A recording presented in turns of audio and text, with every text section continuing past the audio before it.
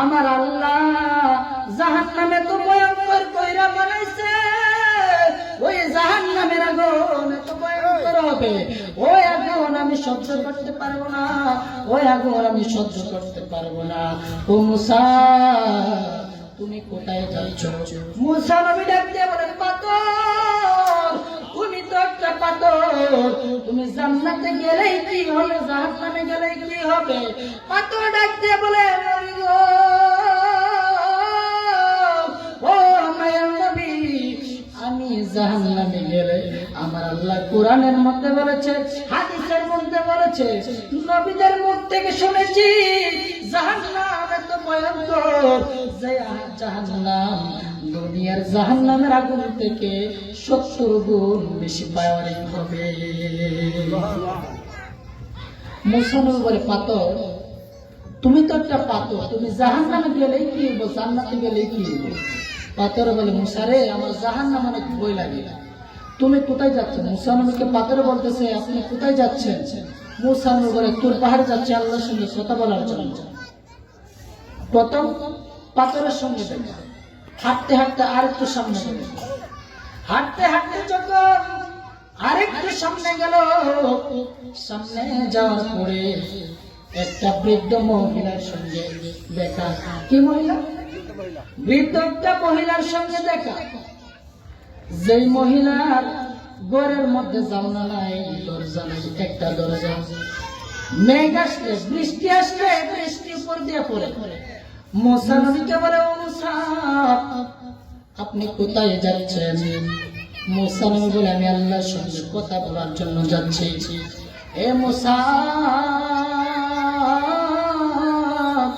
ও মুসা রে, তুমি যেহেতু আল্লাহর কাছে যাচ্ছ, আল্লাহর কাছে আমার একটা ফরিয়াদ, আমার আল্লাহ আমার একদম দৌলত কেন দেয় না? মহিলা বলতেছে, আমার আল্লাহ আমার দৌলত কেন দেয় না, আমার কেন দৌলত দেয় না? মুসা নবী বলতেছে, আচ্ছা ঠিক আছে, আমি আল্লাহর সঙ্গে কথা বলবো, আল্লাহকে আমি জিজ্ঞেস করবো। 2 নম্বর। 3 নম্বরে সামনে গেলেন, সামনে যাইতেছে যাইতেছে হঠাৎ একটা বড় লোক, ধনী লোকের সঙ্গে দেখা। এই ধনী লোক ডাক দিয়ে বলে, মুসা রে, ও মুসা, তুমি কোথায় যাচ্ছ? মুসা নবী ডাক দিয়ে বলে, হে ধনী লোক, আমি আল্লাহর সঙ্গে তুর পাহাড়ে কথা বলার জন্য যাচ্ছি। সুবহানাল্লাহ বলো। আল্লাহর সঙ্গে কথা বলার জন্য যাচ্ছি, ডানে বামে যাচ্ছি না, কথা বলতেছি, একটু মনোযোগ দিবেন। আল্লাহর সঙ্গে কথা বলার জন্য যাচ্ছি। ধনী লোকটা বলে, মুসা নবী, ও মুসা নবী, আল্লাহর সঙ্গে কথা বলার জন্য যাচ্ছেন, হে মুসা, মুসা রে, আল্লাহকে একটা কথা জিজ্ঞাসা, আমি দান করি, সদকা করি, যাকাত দেই, গরিব মানুষকে সাহায্য করি এবং ফকির মিসকিনকে সাহায্য করি। ও মুসা, আমার আল্লাহ আমার এত দৌলত দিচ্ছে, এত দান খয়রাত করার পরেও আমার সম্পদ কেন কমে না? আমার সম্পদ কেন কমে না? আল্লাহর একটু জিজ্ঞেস করো। মহিলার কাছে আমার কেন সম্পদ দেয় না? আরেকজনের তো আমার সম্পদ কেন কমায় না? আমার সম্পদ কেন কমায় না? আল্লাহর কাছে একটু প্রশ্ন করেন। মুসা বলে, আচ্ছা ঠিক আছে, আমি আল্লাহর কাছে যাবো, আমার আল্লাহ কেন আপনাকে এত দৌলত দিয়েছে? মুসা নবী আর একটু সামনে গেলেন। বাবা গভীর মনোযোগ দিবেন। আর একটু সামনে যাওয়ার পরে একটা লোক, যার 2টা হাত নাই, 2টা পা নাই, এরকম লোক সিলেট উসমানী হাসপাতালে গেলে পাওয়া যায়। রাস্তার মধ্যে অনেক লোক পাওয়া যায়, হাত নাই, পা নাই, মাটির মধ্যে পড়ে রয়েছে। মুসা নবীর দেখা, একজন হাতও নাই, পাও নাই, হঠাৎ মুসা নবীর সঙ্গে দেখা। ডাক দিয়ে বলে, হে মুসা, আপনি কোথায় যাচ্ছেন? মুসা নবী বলেন, আল্লাহর সঙ্গে কথা বলার জন্য যাচ্ছি। সুবহানাল্লাহ বলেন। ওই আতুর লোকটা, চোখও নাই, 2টা চোখও নাই, এই অন্ধ লোকটা বলতেছে, মুসা নবী, আল্লাহর দুনিয়া কেমন আমি এখনো দেখিনি, আমার চোখ দিছিনি, আপনাদেরকে চোখ দিছিনি, শুকরিয়া আদায় করেননি, শুকরিয়া আদায় করবেন। হাতের শুকরিয়া আছে, চোখের শুকরিয়া আছে। আল্লাহ যদি দুইটা হাত না দিয়ে আমরা পাঠাইতো দুনিয়ায়, কি অবস্থা হইতো চিন্তা করেন। দুইটা পা না দিয়ে যদি দুনিয়ায় পাঠাইতো কি অবস্থা হইতো। দুইটা চোখ যদি না দিত কি অবস্থা হইতো, চিন্তা করে দেখেন। আল্লাহ আমরা পাওয়া দিছে, হাতও দিছে, সব পাঁচের মধ্যে আমরা ভালো দিছে। শুকরিয়া আদায় করার দরকার আছে না? ওই লোকটা কাঁদতে কাঁদতে বলে, মুসা নবী, ও মুসা নবী, আল্লাহর কাছে জিজ্ঞেস করবানি, আমার আল্লাহ আমার দুইটা হাত দেয় নাই, দুইটা পা দেয় নাই, আমার আল্লাহ আমারে কেন দুনিয়ার জমিনে পাঠাইছে? আমি দুনিয়ার কোনো কাজ করতে পারি না, দুনিয়ার কোনো কাজে লাগি না, নামাজও পড়তে পারি না। ও মুসা নবী, আল্লাহকে প্রশ্ন করবানি, আমার আল্লাহ কেন দুনিয়ায় পাঠাইছে? মুসা নবী বলে, হে অন্ধ লোক, ঠিক আছে, আল্লাহকে জিজ্ঞেস করব। মুসা নবী আল্লাহর কাছে কথা বলার জন্য তোর পাহাড়ে চলে গেলেন। তোর পাহাড়ে যাওয়ার পরে বাবা, তোর পাহাড়ে যাওয়ার পরে আল্লাহকে ডাক দিয়ে বলে, আল্লাহ, ও আল্লাহ গো, সর্বপ্রথম আমি আসার পথে একটা পাথরের সঙ্গে দেখা হয়েছে। সুবহানাল্লাহ, একটা পাথরের সঙ্গে দেখা হয়েছে। এই পাথরে আমার প্রশ্ন করছে, মুসা নবী, আমার আল্লাহ আমার জন্য জাহান্নাম মাফ করছেন, জাহান্নামের আগুন হারাম করছেন। আমি এই পাথরকে কোনো উত্তর দিতে পারি নাই। আপনি বলুন, ওই পাথর যে কান্না করতেছে, পাথরের কবরের পাথরের আযাব বন্ধ হয়েছে? আল্লাহ বলেন, হে মুসা নবী, আমি আল্লাহর কাছে চোখের পানিটা সবথেকে মূল্যবান। সুবহানাল্লাহ বলেন। অনেকে দেখবেন ফজরের নামাজ পড়ে চোখের পানি ফালা ফেলে কান্দে। রহমানুর রহিম নাম তোমার আল্লাহ, ও আল্লাহ, ও আল্লাহ, রহিম রহমান নাম তোমার আল্লাহ, ও আল্লাহ। আমাদের এদিকে কয়েকজন লোক আছে ফজরের নামাজ পড়ে রাস্তার মধ্যে বসে বসে এরকম কান্না করে আর এই গোসলটা বলে। আমার আল্লাহ বলে, আমি আল্লাহর কাছে সবথেকে পছন্দের একটা জিনিস হলো চোখের পানি।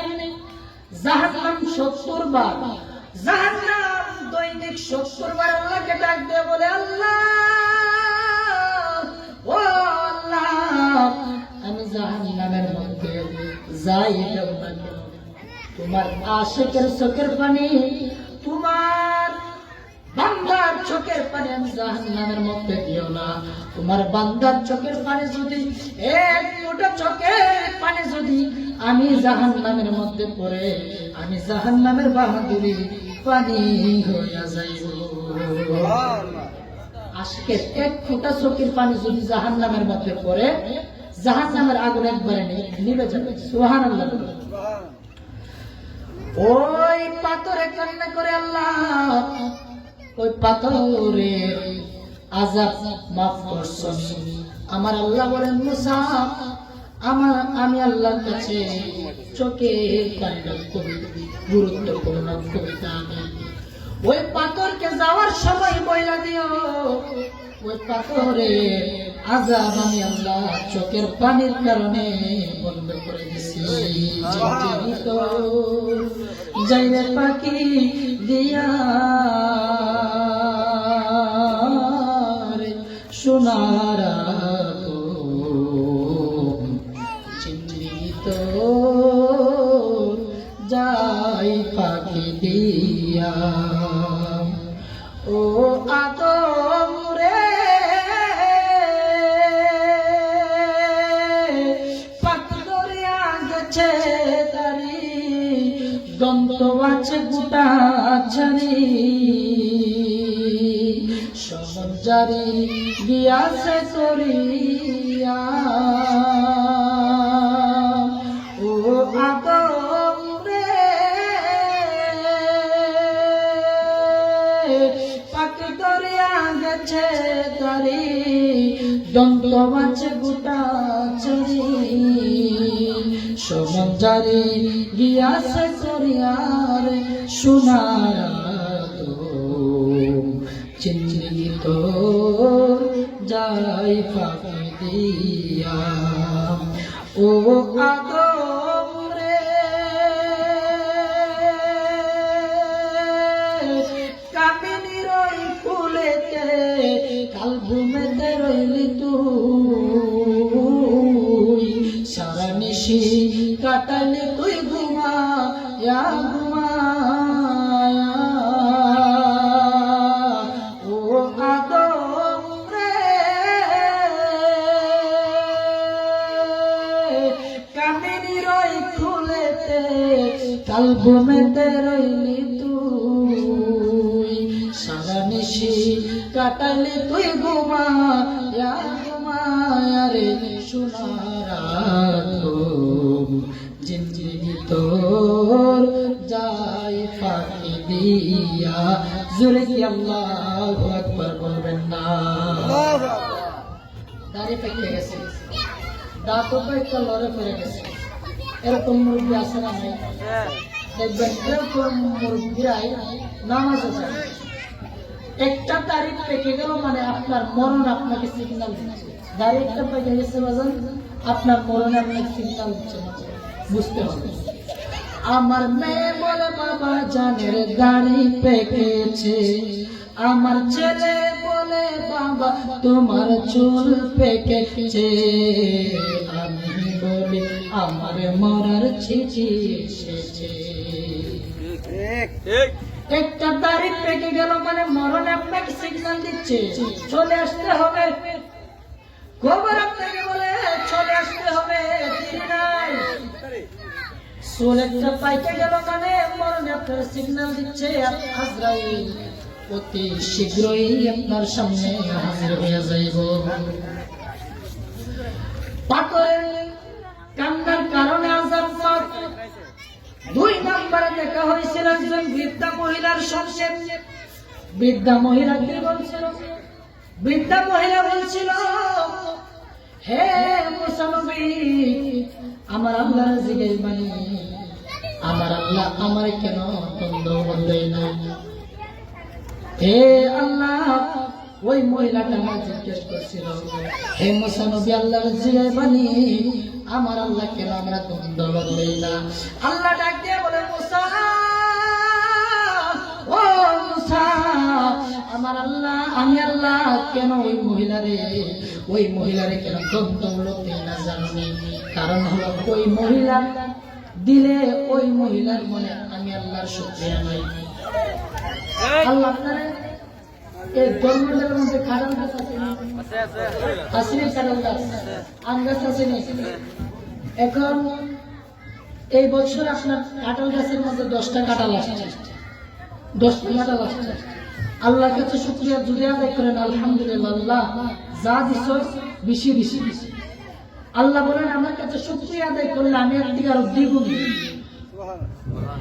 10টা কাঁঠাল আছে এই বছর শুকরিয়া আদায় করবেন খুদার কসম পরে বছর দেখবেন 15টা 20টা আসছে আল্লাহ বলেন হে মুসা ওই মহিলার ভিতরে আমি আল্লাহর শুকরিয়া নাই যতই দেই বলে হে আমার কি দিছে এ আমার খুশি না মহিলার ভিতরে শুকরিয়া নাই এজন্য আমি মহিলারে কোনো দৌলত দেই না ঠিক আছে আল্লাহ তৃতীয় নম্বরে দেখা হয়েছিল একজন ভদ্রলোকের সাথে ধনী লোকের সাথে হে আল্লাহ এই ধনী লোক আমরা জিজ্ঞেস করলো হে মুসা নবী আমার আল্লাহ এত ধন দৌলত দিচ্ছে আমি যাকাত দেই ফিতরা দেই দান করি সদকা করি তারপরে আমার দান করার পরে আমার টাকা পয়সা কমে না ধন দৌলত কমে না এর কারণটা কি একটু জিজ্ঞেস করে ওই আল্লাহ রাব্বুল আলামিন বলেন হে মুসা ওই ধনী লোকটাকে বইলা দিও এই ধনী লোকটা যদি ধন দৌলত কমাইতে চায়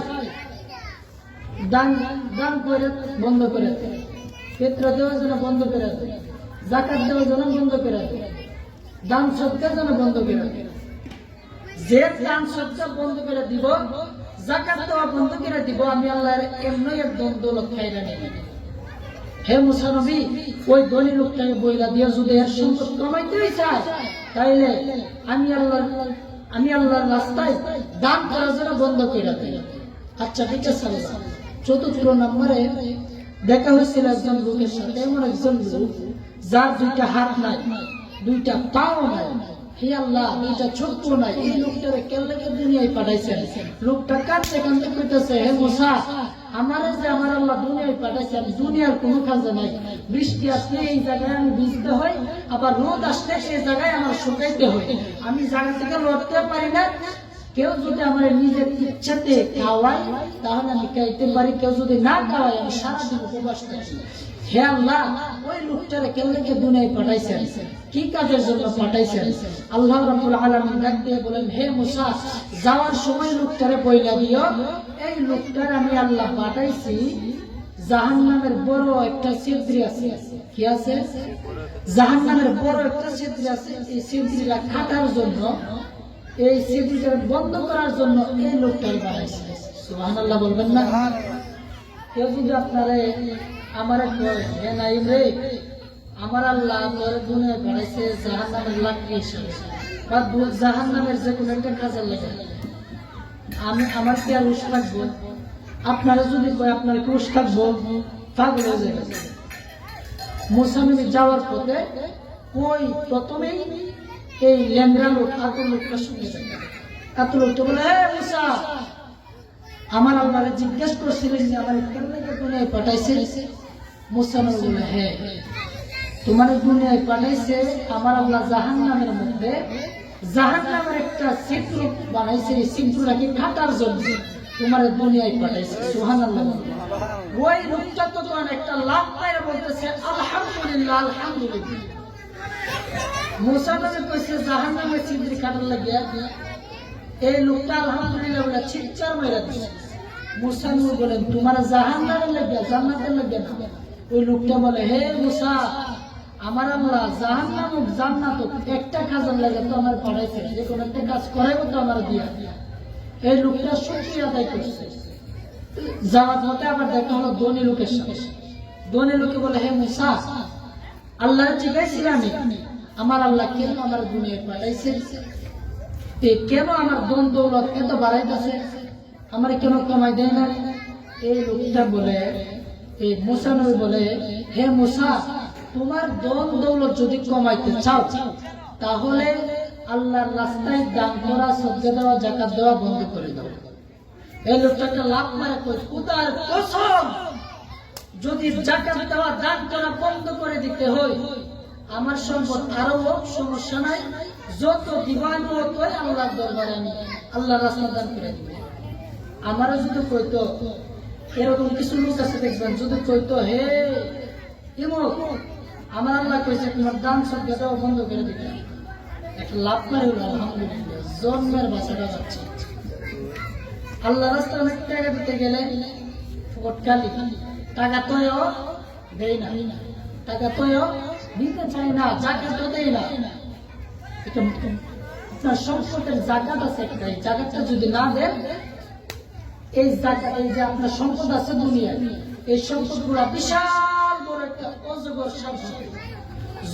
যত বড় সম্পদ আপনার অত বড় একটা এই অজগর সাপ। এই সাপের মাথায় থাকবে লম্বা লম্বা মহিলাদের মতো লম্বা লম্বা চুল থাকবে। এমন বিষধর সাপ, যে সাপ আমার রাসূলুল্লাহ সাল্লাল্লাহু আলাইহি ওয়াসাল্লামের হাদিসে বলেছেন, এই সাপ যদি দুনিয়ার জমিনে একটা শ্বাস পালাইতো, শ্বাস নাক দিয়ে আমরা শ্বাস পালাই না, দুনিয়ায় যদি একটা শ্বাস পালাইতো, এই দুনিয়ার জমিনে কোনো ফসল হতো। এমন বিষধর সাপ, এই শ্বাসের কারণে দুনিয়ায় কোনো ধরনের ফসল হতো না। রাসূল সাল্লাল্লাহু আলাইহি ওয়াসাল্লামের হাদিস। আপনার যত বড় সম্পদ, তত বড় একটা অজগর সাপ হবে। এই সাপ আপনার গলার মধ্যে ঝুলাই দেওয়া হবে, 40 দিন এমন চবল দিবে, এই চবলের এমন বিষ হবে, দুনিয়ার 1 বছর আর পরকালের 1 দিন। 40 বছর এই সাপের বিষ আপনার শরীরে চলাচল করবে, এই জ্বালা ভোগ করতে হবে। এরকম বিষধর সাপ হবে।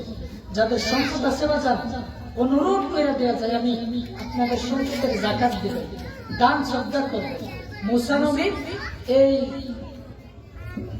ধনী লোকটা বলতেছে, হে ধনী লোক, তোমার যাকাত দেওয়া যদি বন্ধ করে দাও তাহলে আমার আল্লাহ তোমার ধন দৌলত তোমায় দিবে। ওই সময় লোকটা বলেন, হে মুসা, আমি দান করা সৎকা দেওয়া বন্ধ করবো না, কারণ দান করা সৎকা করার মধ্যে আমি অনেক মজা পাইছি, অনেক তৃপ্তি পাইছি। সুবহানাল্লাহ। সামনে দেখা হলো পাথরের শুরু। পাথর বলতেছে, হে মুসা, আমার আযাব মাফ করছিনি, আমার আল্লাহ মাফ করছিনি। মুসা বললেন, হে পাথর, আমার আল্লাহ বলেছেন আল্লাহর কাছে চোখের পানিটাই হলো আসল। চোখের পানিটাই হলো আসল। আমার আল্লাহ তোমার চোখের পানির কারণে আমার আল্লাহ তোমার এই আযাব থেকে তোমার মাফ করে দিয়েছে। সুবহানাল্লাহ। তুমি যত পারো আল্লাহকে খুশি করার জন্য কাঁদবে, তোমার আর কান্না করতে হবে না, তোমার কবরের আযাব মাফ। মুসা নবী চলে গেলেন। কয়েকদিন পরে আবার এই রাস্তা দিয়ে আসতেছেন, আসার পথে পাথরের সঙ্গে আবার দেখা হবে। আবার দেখতেছেন পাথরে কান্না করতেছে। মুসা নবী বলেন, হে পাথর, আল্লাহ তো তোমার পরিচয়, তোমাকে জান্নাতের টিকিট দিয়ে হয়েছে, তোমার কবরের আযাব মাফ, এরপরেও কেন কান্না করো? এ পাথর বলে, হে মুসা, আমার কবরের আযাব মাফ করার জন্য এখন কান্না করি না, আমি এখন কান্না করি আমি আল্লাহকে পুরোপুরি সন্তুষ্ট করার জন্য। আল্লাহকে সন্তুষ্ট করার দরকার আছে না নাই? আর একটু জোরে বলুন, আছে না নাই? আল্লাহকে সন্তুষ্ট করতে হবে কিসের মাধ্যমে? নামাজের মাধ্যমে। সর্বপ্রথম কিয়ামতের ময়দানে, হাসরের ময়দানে হিসাব করা হবে আপনার নামাজের, নামাজ পড়ছেন কিনা, সর্বপ্রথম এটার হিসাব করা হবে।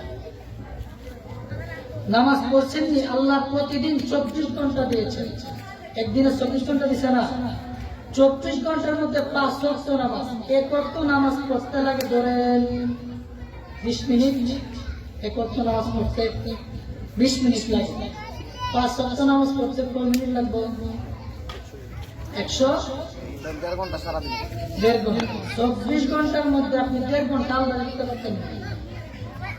আমরা সবাই নামাজ পড়বো, হাত তুলে আমরা সবাই নামাজ পড়বো। নামাজের দরকার আছে, নামাজ ছাড়া জান্নাতে যাওয়ার কোনো রাস্তা নাই। হাত নামাজ, সবাই নামাজ পড়বেন। আমি ওয়াদা করাবো না, কারণ আমি শুধু ওয়াদা করাই আপনারা, আপনি ওয়াদা করবেন হ্যাঁ আমি নামাজ পড়বো, পরে যদি না পড়েন আপনি মুনাফিকের কাতারে চলে যাবেন। ওয়াদা ভঙ্গ করা হলো মুনাফিকের আলামত। আমি ওয়াদা করাবো না। যাদের ভিতরে আল্লাহর ভয় আছে, জাহান্নামের ভয় আছে, তারাই নামাজ পড়বেন। রোজা গেছে, আবার রোজা আসলে রোজা রাখবেন।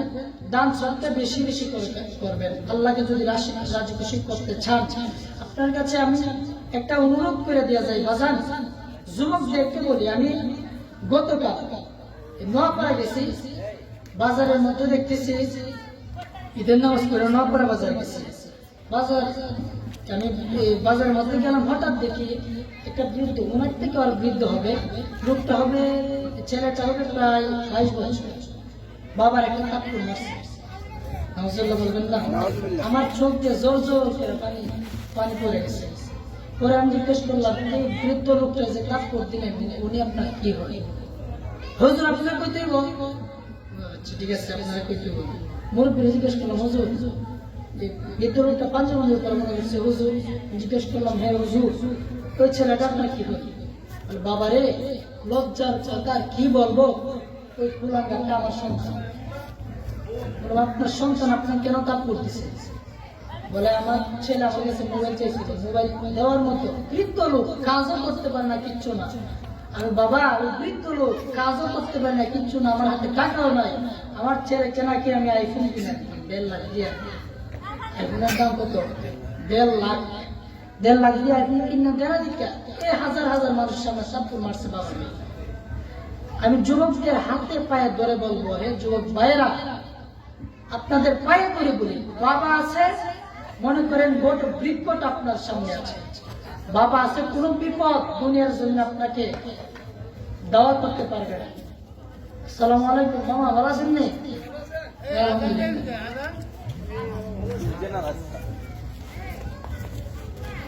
মা বাবার খেদমত করবেন। যে মা আপনার 10 মাস 10 দিন গর্ভে রাখছে, ওই মার খেদমত করার দরকার আছে না নাই? আমি যুবকদেরকে বলবো, হে যুবক, যার মা নাই তারা জিজ্ঞেস করে দেখো, হে তোমার তো মা নাই, মা ছাড়া তোমার কিরকম লাগে? এই ছেলেটা বলবে, ভাই মা নাই, অনেক কষ্টে আছি, আমি খাইছি কিনা, কই আছি, কোথায় আছি, কোথায় যাচ্ছি, খবরটা নেওয়ার মতো কোন লোক নাই। এই মাটারে কোনোদিন কষ্ট দিয়ে না। বাবাটা কেমন বাবা জানেননি? পুরা রুদ্রের মধ্যে, আজকেও তো রুদ্র উঠছে, আমি কাজও করি না, কিচ্ছু কাজ করি না, রুদ্রের মধ্যে বাহির হয়েছি, এমন গরম লাগে, কামতে কামতে শেষ। চিন্তা করলাম, আমি জমিনের দিকে তাকাইলাম, ক্ষেতের দিকে তাকাইলাম, তাকাই দেখি বৃদ্ধ বৃদ্ধ বাবারা, বাবার বয়সী লোকেরা জমিনের মধ্যে ক্ষেত বাঁচতেছে, কাজ করতেছে, ঘাস কাটতেছে।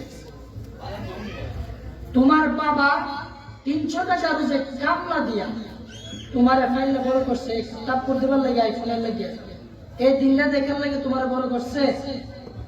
তোমাদের হাতের পায়ে ধরে বলবো, যে মা 10 মাস 10 দিন গর্ভে রাখছে, ওই মাটা খেদমত করবা, বাবাটারও খেদমত করবা। আমাকে ঘর থেকে অনুরোধ করছে, মারলে একটা গজল গাইতাম, আপনারা যদি সম্মতি দেন আমি মারলে একটা গজল গাইতাম। মায়ের কান্দন যাবজ্জীবন,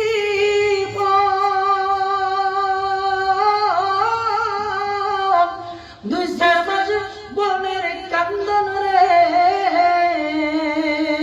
গড়ে পরিবারের কান্দন কয়েকদিন পর থাকে না। গর্ভধারিণী মা, জনম দুঃখিনী মা, দুঃখের দরদে আমার জনম দুঃখী মা। 10 মাস 10 দিন নাই গর্ভে দিল তাই, রক্ত মাংস খাইয়া আমি ববে আইলাম ভাই। 10 মাস 10 দিন নাই গর্ভে দিল তাই, রক্ত মাংস খাইয়া আমি ববে আইলাম ভাই। ভূমিষ্ঠ হইয়া আমি উঠিলাম কান্দিয়া, ভূমিষ্ঠ হইয়া আমি উঠিলাম কান্দিয়া, শান্ত করিল মায়ের বুকের দুধ দিয়া। এই নাইমে বেবে বলে,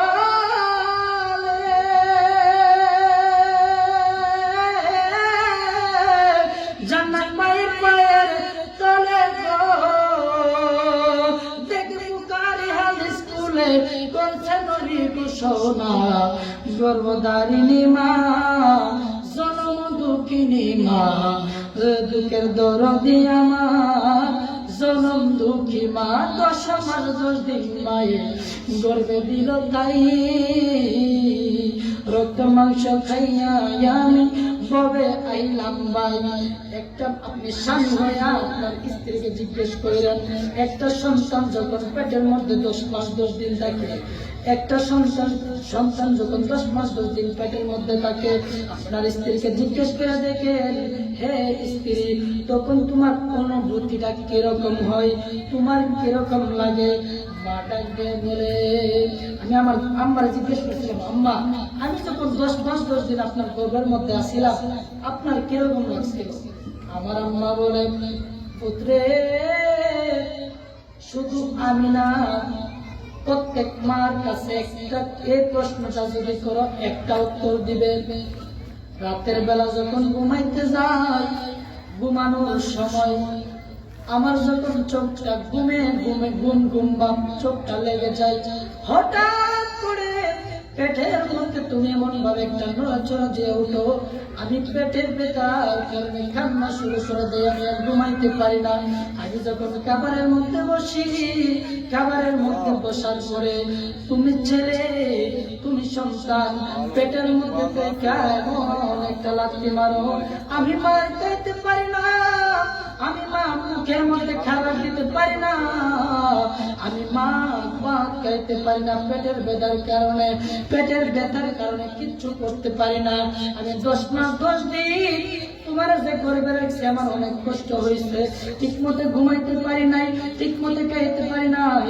ও সংসার শুধু তাই নয়, তুমি যখন দুনিয়ার জমিনে আসছো, দুনিয়ার জমিনে আসার পরে ওয়া ওয়া কইরা কান্না শুরু করে দিছো।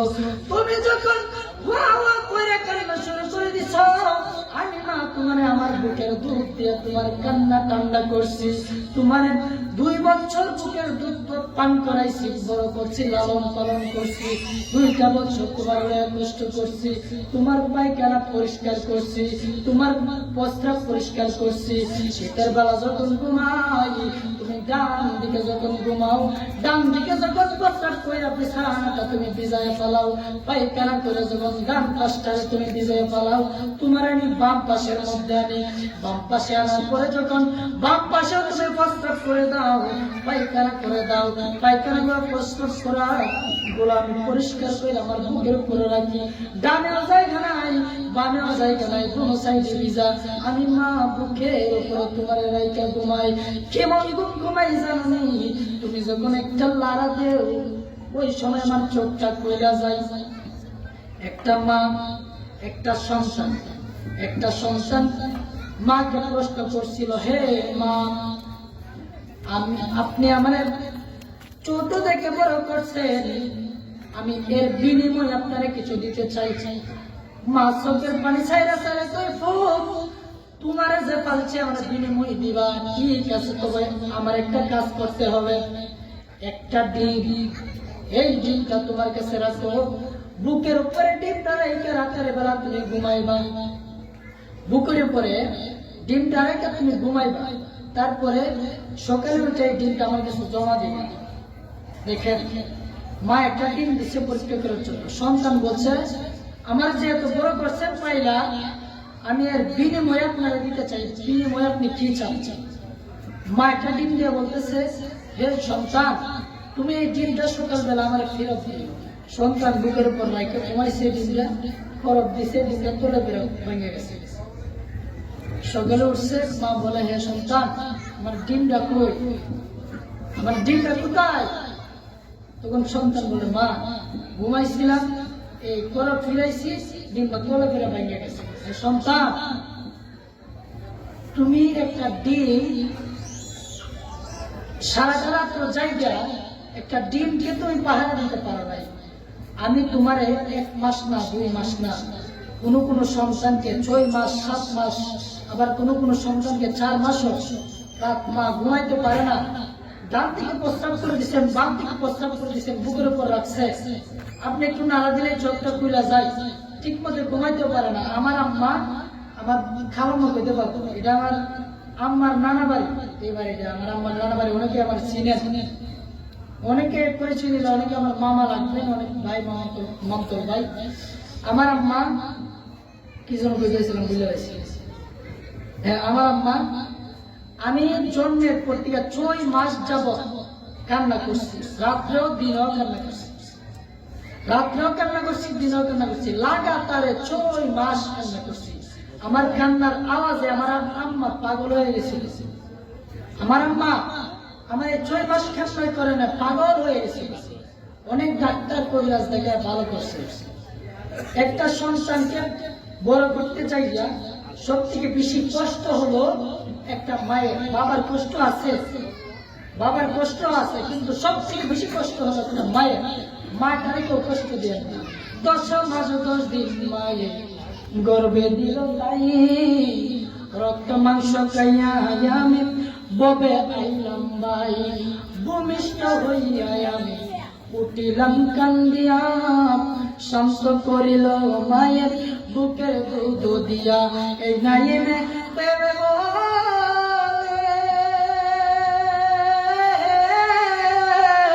জান্নাত মায়ের পায়ের তলে গো,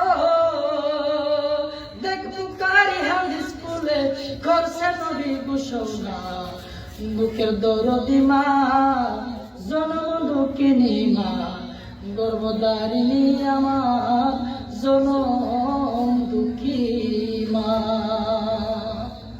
মাটারে তো কোনো কষ্ট দেন না, বাবাটারে কষ্ট দেন না। জীবনে যদি 0 থেকে হিরো হইতে চান, মাটারে কোনোদিন কষ্ট দিয়ে না। এত দূর পর্যন্ত আমি এসেছি একমাত্র আপনাদের দোয়ার কারণে, মা বাবার দোয়ার কারণে। আমার আম্মা প্রত্যেক দিন নামাজের মধ্যে দেখি চোখের পানি ফালায় ফালায় দোয়া করে, কোনোদিন জোরে জোরে দোয়া করে আমার কানের মধ্যে বাচ্চায় আমার নামটা সবসময় চলে। শুধু আমার মা, প্রত্যেক সন্তানের জন্য প্রত্যেক মা বাবা দোয়া করে, অনেকে গোপন করে, অনেকে প্রকাশ্য করে, কিন্তু তুমি সন্তানের জন্য মা দোয়া করবেই করে, করেই করে। মারে কষ্ট দিন না, বাবারে কষ্ট দিন না। যাদের বাবা নাই, মা নাই, প্রত্যেক শুক্রবারে গিয়ে মার খবরটারে জিয়ারত করবেন, বাবার খবরটারে জিয়ারত করবেন। যাদের মা বাবা নাই, এই যে আজকে মাহফিল, অনেকের মা বাবা বলতেছে সন্তান আজকে মাহফিলটা যা, আমার অনেক নেকের দরকার, আমার নেকের দরকার, আমার জন্য দোয়া করিস।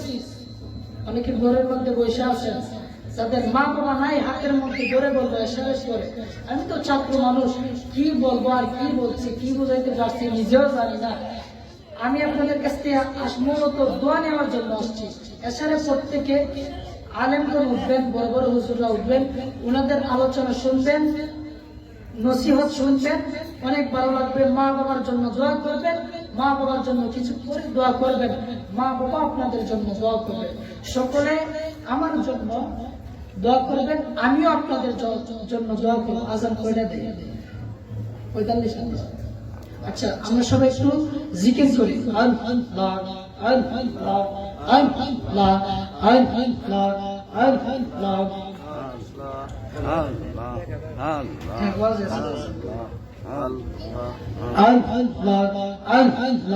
আওয়াজ দিয়ে বলুন আল্লাহ আল্লাহ আল্লাহ আল্লাহ আল্লাহ আল্লাহ আল্লাহ আল্লাহ আল্লাহ আল্লাহ।